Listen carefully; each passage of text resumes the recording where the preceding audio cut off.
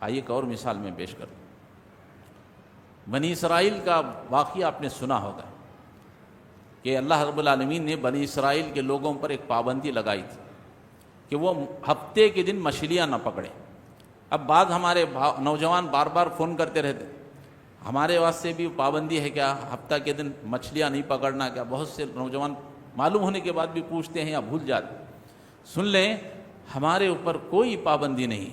ہم ہفتے کو پکڑ سکتے ہیں, اتوار کو, پیر کو, منگل کو, چہارشنبہ, جمعرات, جمعہ, دن رات کبھی بھی ہم مچھلیاں پکڑ سکتے ہیں. ہمارے اوپر کوئی پابندی نہیں.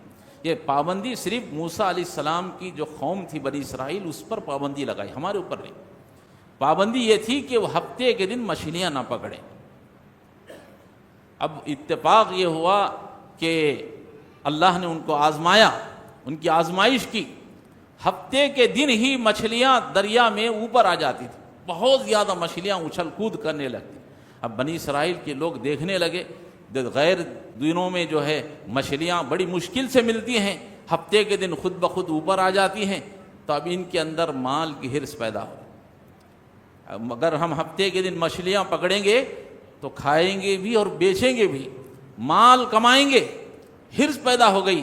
اب ترکیب نکالنے لگے کیا کیا جائے, اس کا حل کیسا کیا جائے. مچھلیاں ہفتے کے دن زیادہ آتی ہیں, اس کا حل کیسے نکالیں.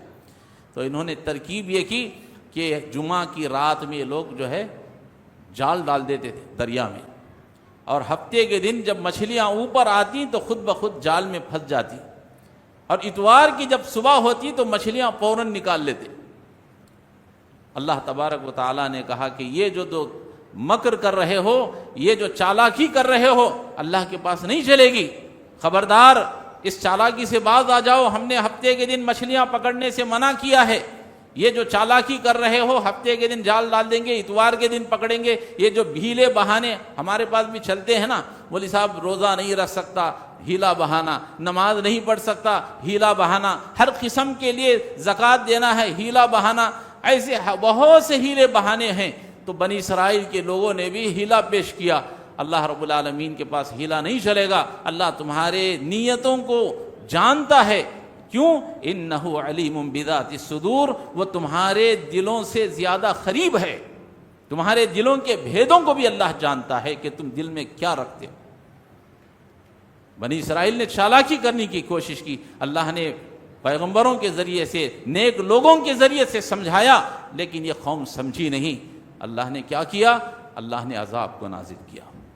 حرص کا نقصان دیکھیے کیا نقصان ہوا.